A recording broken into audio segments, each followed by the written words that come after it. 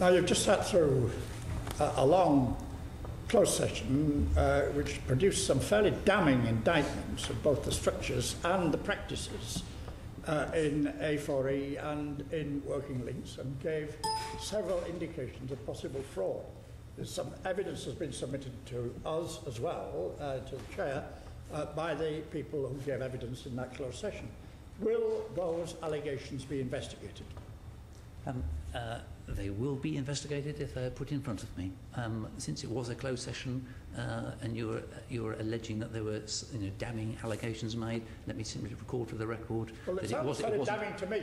I like that on the record too. No, I think they did indeed sound damning, and the thing I have asked the committee to consider carefully is to be really clear when you consider them which programme they were talking about and which year they were talking about, because it is not my position to actually argue that past contracts had flaws in them. That is why we have improved, as the PAC would expect us to. It's not your position to argue that they didn't have flaws in. Did I miss a negative? I think you did. But that's what you meant.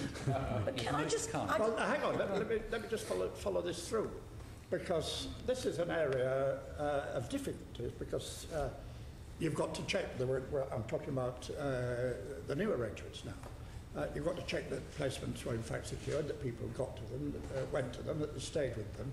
A lot of checking there. You've got to check whether they're part-time jobs or partial jobs or full-time jobs. There's a lot of potential for argument and fraud. You've got to take account of people who would have got jobs anyway, yes, which is bound to be a substantial proportion of the people who go to these agencies. So it is an area of some difficulty.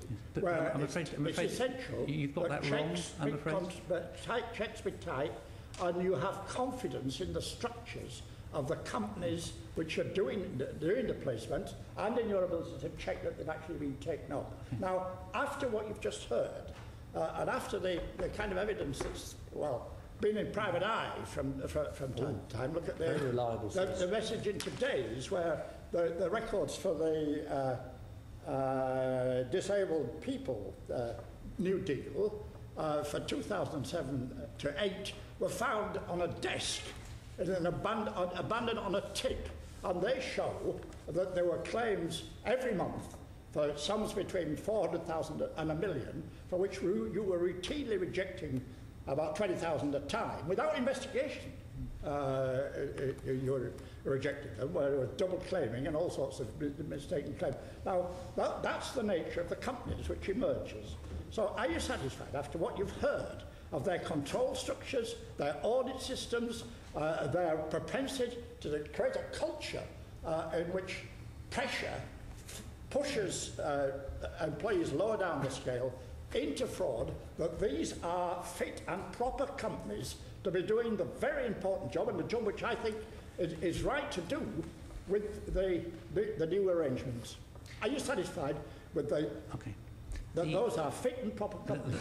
The most important piece of learning which my department has taken out of their investigation of past contracts is that over-reliance on contractors' internal systems is a mistake.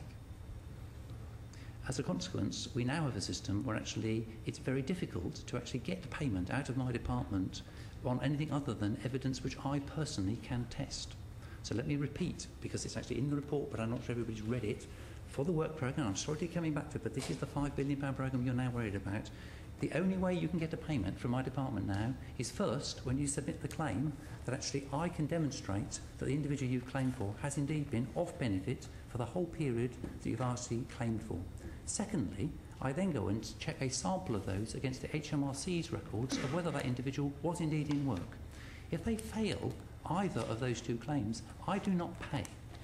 That's true, but you've also a vested interest in soft-touch investigation. The question wasn't whether you've got new arrangements, it's whether you're satisfied they're fit and proper. Those companies are fit and proper to do the job. Just answer yes or no to that one. All you need is a yes or no to that question. Sorry, I'm answering the way I'm doing it because actually this is the right answer to the question. The answer to the question is actually what controls have I got in place? Right? I've told you. So is A4E fit and proper to undertake the work programme? A4E is a contractor of ours, and it's subject to the controls that we have put in place, which makes me satisfied as accounting officer that I am not wasting taxpayers' money. Well, we'll come back to that.